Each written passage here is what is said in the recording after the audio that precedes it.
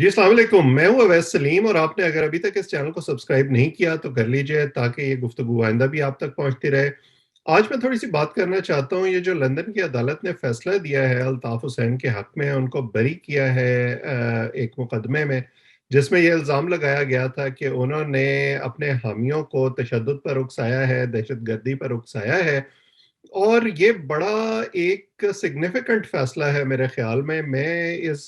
आपके सामने ये पेश करूँगा कि मेरे ख़्याल में ये फ़ैसला क्यों अहम है, इसके कराची पर और मुल्क की सियासत पर क्या मुमकिन असरात हो सकते हैं और जो ये एमक्यूएम और कराची का एक मसला है पाकिस्तान की सियासत में, इसका हल क्या है? तो सबसे पहले तो इस फैसले की तरफ आते हैं। ये मुकदमा जो है ये कई कई बरस से चल रहा है और इसका ताल्लुक है अगस्त 2016 में जो अल्ताफ हुसैन साहब ने तकरीर की थी, आपको याद होगा वो टेलीफ़ोनिक खिताब किया करते थे, पाबंदी लगने से पहले और उस खिताब में ब जो उन्होंने कुछ उनके हामियों ने भूख हड़ताल की हुई थी, उससे खिताब किया था उन्होंने और उसके बाद जिस किस्म के अल्फाज उन्होंने इस्तेमाल किए थे, जो लॉ एनफोर्समेंट एजेंसीज हैं उन पर भी हमला किया गया था, दो टीवी चैनल्स पर भी हमले किए गए थे और उसके बाद जो है वो उनकी तकरीर की बुनियाद पर अदालत में भी उनके खिलाफ मुकदमा चला और फिर उनकी तकरीरों पर इवेंचुअली पाबंदी लग गई थी। ये जो मुकदमा लंदन में चल रहा था, ये भी जो है इसके जो बाकायदा मुहर्रिक हैं, वो उस वक़्त की हुकूमत पाकिस्तान थी और उनके बिहाफ़ पर ये मुकदमात लंदन में दायर किए गए थे। और आपको याद होगा कि एक वक़्त में इमरान खान साहब भी और फैसल वाडा भी बहुत लंदन जाते रहे हैं और उन्होंने जो है बार-बार मीडिया में ये कहा कि हमारे पास बहुत सबूत हैं और हम बैग भर-भर के सबूत अल्ताफ हुसैन के खिलाफ लंदन लेकर जा रहे हैं और हम उन्हें दहशतगर्द करार दिलवा देंगे और उन्हें सज़ा दिलवा कर रहेंगे। लेकिन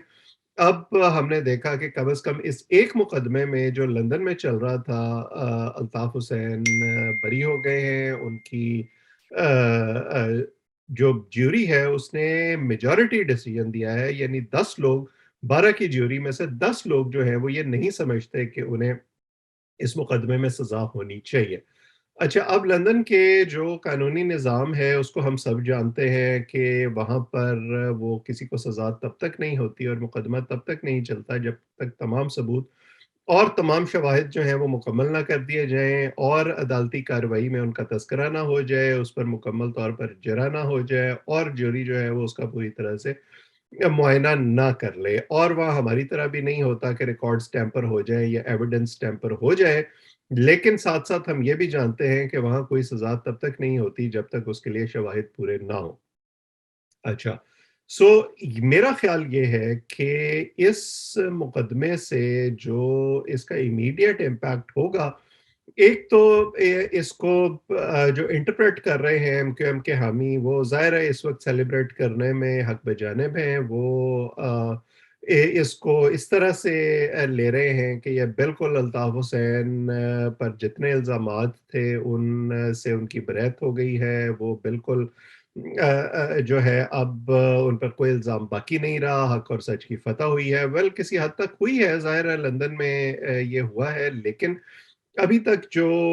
मुकदमात उन पर पाकिस्तान में थे, जो उनके लोगों पर मुकदमात चल रहे थे, वो अभी तक किसी मंतकी अंजाम को नहीं पहुँचे हैं और पाकिस्तान के कानून के मुताबिक उनको ट्राई नहीं किया गया है। और यहाँ मैं ये ज़रूर कहना ज़रूरी समझता हूँ आगे जाने से पहले कि मैं उन लोगों में शामिल नहीं हूँ जो अल्ताफ हुसैन को बिल्कुल बेकसूर समझते हैं या एमक्यूएम को किसी भी किस्म के इल्ज़ाम से मुबर्रा समझते हैं। मैंने बतौर एक एक्टिव सहाफ़ी के पाकिस्तान में काम किया है। मैं जानता हूँ कि बहुत से इल्ज़ामात जो हैं वो दुरुस्त हैं। ख़ास तौर पर मीडिया के हवाले से जो उन पर इल्ज़ामात लगाए जाते हैं कि किस तरह का सख्त कंट्रोल था, हमने खुद जो है वो मैदान में रह के देखा है कि हमारे साथियों के साथ किस तरह का सलूक होता था। शहर में एमक्यूएम की वजह से किस तरह की खौफ और दहशत की फ़ज़ा थी। कत्लो गारत गरी के इल्ज़ामात भी लगाए जाते हैं और उनमें भी कहीं न कहीं कुछ जो है वो सदाकत मौजूद है। मेरा सवाल कुछ और है। अ پہلی بات تو یہ کہ اگر ہماری حکومتیں اور ہمارے ریاستی ادارے اس نتیجے پر پہنچ گئے ہیں کہ الطاف حسین جو ہیں وہ ایک مبینہ دہشت گرد ہیں، ایم کیو ایم ایک دہشت گرد جماعت ہے اور ان پر پابندی ہونی چاہیے یا انہیں سیاست کرنے کی اجازت نہیں ہونی چاہیے، تو یہ جو آ، آ، معاملہ ہے یہ کب سے لٹکا چلا آ رہا ہے۔ آپ نے پہلے یہ بیانیہ جو ہے ایم کیو ایم کے بارے میں اور الطاف حسین کے بارے میں 1992 میں بنایا، آپریشن کیا، اور اس آپریشن کے جو زخم ہیں وہ ابھی تک ایسے لگتا ہے کہ ایم کیو ایم کے تازہ ہیں۔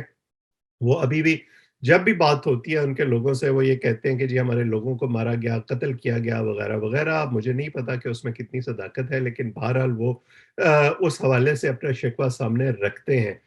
لیکن آپ نے یہ فیصلہ کر لیا بطور ایک ریاست کے، آپریشن کر دیا، الطاف حسین ملک سے باہر چلے گئے، لیکن 99 میں پرویز مشرف صاحب آتے ہیں اور اسی ایم کیو ایم کو دوبارہ لائف لائن دے دیتے ہیں۔ اگر وہ اتنے ہی دہشت گرد تھے اور اتنے ہی ملک دشمن تھے اور اتنی ہی سازشیں کر رہے تھے ملک کے خلاف، تو پھر ہماری مسلح افواج جو ہیں وہ 6-7 سال کے عرصے میں یہ سارا کچھ کیسے بھول گئیں، اور انہوں نے اپنے سیاسی مفادات کے تحت ایم کیو ایم کو دوبارہ گود میں کیوں بٹھا لیا اور دوبارہ ان کو حکومت کیوں دے دی اور دوبارہ ان کو کراچی میں کھل کھیلنے کی اجازت کیوں دی؟ اچھا جی چلے جی، پرویز مشرف سے بھی غلطی ہو گئی ہوگی۔ اس کے بعد جب آپ آگے چلتے ہیں اور فاسٹ فارورڈ کر کے راحیل شریف کا دور آ جاتا ہے، وہ چیف آف آرمی سٹاف ہوتے ہیں، اس دور میں پابندی لگتی ہے ایم کیو ایم پہ، کراچی میں پھر آپریشن ہوتا ہے، ان کی طاقت کو ختم کیا جاتا ہے، اور ان کی سیاسی سرگرمیاں جو ہیں ان پر بھی بڑی حد تک قدغن لگ جاتی ہے۔ ایک جو ان کا دفتر ہے وہ سیل ہو جاتا ہے، ہیڈ کوارٹر جو کہ ایک زمانے میں کبھی کسی نے سوچا بھی نہیں تھا۔ اچھا جی دوبارہ آپ اس نتیجے پر پہنچ گئے کہ وہ دہشت گرد ہیں اور وہ ملک دشمن ہیں، لیکن کیا صرف الطاف حسین اکیلے اس سب کے ذمہ دار تھے جن کا آپ الزام لگاتے ہیں ایم کیو ایم پر؟ آپ کو ضرورت پڑی کہ نہیں نہیں ہم الطاف حسین کو تو آئسولیٹ کریں گے، لیکن ہم نے جو ایم کیو ایم کا ووٹ بینک ہے اور جو ان کے باقی لوگ ہیں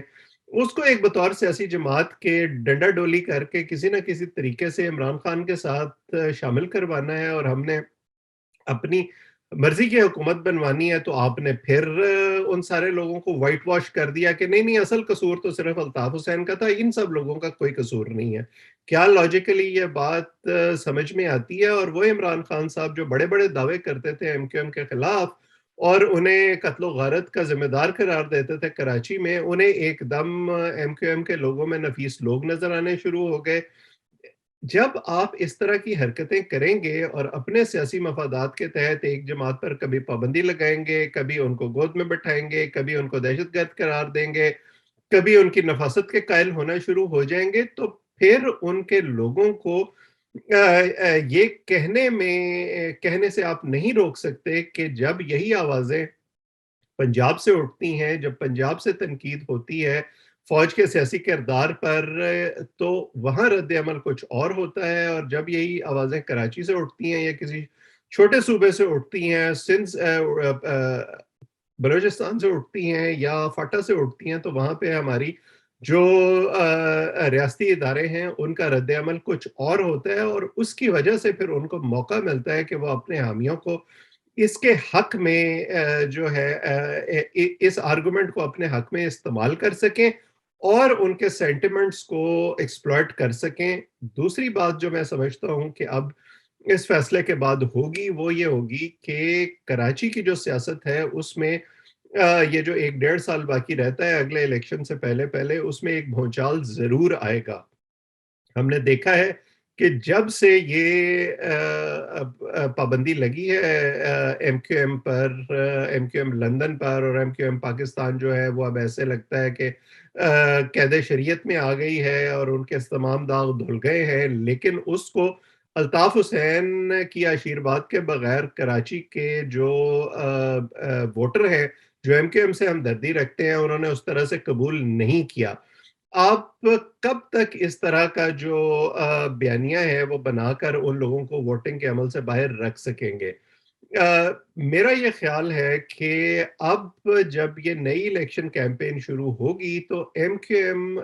جو ہے وہ زیادہ مؤثر طریقے سے لوگوں کے سامنے آئے گی اس الیکٹورل کیمپین میں، اور جو ان کی مخالف پارٹیاں ہیں ان کو جو ایک بیانیہ تھا کہ جی آپ ان کو اس لیے ووٹ نہ دیں کیونکہ یہ تو دہشت گرد ہیں، یہ تو ملک دشمن ہے، وہ شاید اتنی مؤثر طریقے سے وہ کیس لوگوں کے سامنے نہیں رکھ سکیں گی، کیونکہ جواب میں ایم کیو ایم کے پاس یہ کہنے کے لیے ہوگا، ایم کیو ایم لندن کے پاس، کہ جی دیکھیں ہمارا تو جو کیس ہے وہ لندن کی عدالت میں چلا اور لندن کی عدالت نے ہمیں ان الزامات سے بری کیا، اور جب آپ ان کے سامنے پاکستان کی کورٹس کا یا پاکستان کے قانون کا حوالہ دیں گے تو پھر آپ کس منہ سے ان سے یہ کہیں گے کہ ہم نے پاکستان میں آپ کے خلاف کوئی مقدمہ اس لیے نہیں چلایا یا آپ کے لوگوں کے خلاف مقدمہ اس لیے نہیں چلایا کیونکہ ہم نے ان سے سیاسی مفاد لینا تھا۔ یہ جو پک اینڈ چوز ہے ہمارے ریاستی اداروں کا، اس کی وجہ سے یہ بنیادی مسائل پیدا ہوتے ہیں۔ جب آپ یہ کہتے ہیں کہ ہم نے الطاف حسین کو ملکی سیاست سے باہر رکھنا ہے، لیکن ہم نے جو تحریک طالبان ہے ان سے ضرور بات کرنی ہے، ان کو قومی دھارے میں شامل کرنا ہے، ہم نے ایم کیو ایم کو تو سیاست نہیں کرنے دینی، لیکن ہم نے تحریک لبیک کے ساتھ جو ہے وہ ہر قسم کا معاہدہ کرنا ہے اور گھٹنے ٹیکنے ہیں اور ان کو جا جا کے گلدستے بھی پیش کر رہے ہیں کیونکہ ان کو ہم نے اپنے سیاسی مفادات کے تحت استعمال کرنا ہے۔ تو پھر جس کمیونٹی کو الطاف حسین ریپرزینٹ کر رہے ہیں، جو ان کا ووٹ بینک ہے، وہ پھر اس کو ہر طریقے سے جو ہے ان کے اندر ایک احساس محرومی جو تھا وہ مزید بڑھے گا، اور پھر آپ اس کو کوئی غلط شکل اختیار کرنے سے نہیں روک سکتے۔ طریقہ یہی ہے کہ جب آپ بات کرتے ہیں کہ سیاسی دھارے میں باقیوں کو لایا جائے تو یہ تو پہلے سے سیاسی دھارے میں شامل ہیں، آپ ان کے ساتھ بیٹھ کر نیگوشیٹ کریں، ان سے بات چیت کریں، ریڈ لائنز کو ڈرا کریں، اگر کوئی مقدمات ہیں تو ان مقدمات کو باقاعدہ طور پر چلائیں اور ان تمام لوگوں پر چلائیں جن پر وہ مقدمات بنتے ہیں، ثبوت عدالتوں میں پیش کریں۔ کسی ایک کو قربانی کا بکرا بنانے سے اور باقیوں کو اپنے مفادات کے تحت استعمال کرنے سے بات نہیں بنے گی، بلکہ آپ جیسے میں نے پہلے کہا کہ اس کمیونٹی میں مزید جو ہے وہ غم و غصہ پیدا کریں گے۔ میرے خیال میں تو اس فیصلے کے بڑے اثرات مرتب ہوں گے پاکستان کی سیاست پر، اور آپ ایم کیو ایم کو دوبارہ جو ہے اس کے مختلف لوگوں کو اور فیکشنز کو اکٹھا ہوتے اور مزید قوت کے ساتھ اگلے الیکشن میں سامنے آتے دیکھیں گے، اس سے ان کو مزید انرجی ملے گی۔ ہمارے اداروں کو یہ سوچنا چاہیے کہ کیا وہ کراچی کو اسی طرح ڈیوائیڈ کر کے مینوپولیٹ کرنے کی کوشش کرنا چاہتے ہیں، یا وہ اس مسئلے کا کوئی دور رس حل ڈھونڈنا چاہتے ہیں اور اپنی غلطیوں کو بھی تسلیم کرنا چاہتے ہیں۔ آج اتنا ہی، آپ اس چینل کو سبسکرائب بھی کر لیں تاکہ یہ گفتگو آئندہ بھی آپ کے سامنے پہنچتی رہے۔ آپ سب کا بہت بہت شکریہ۔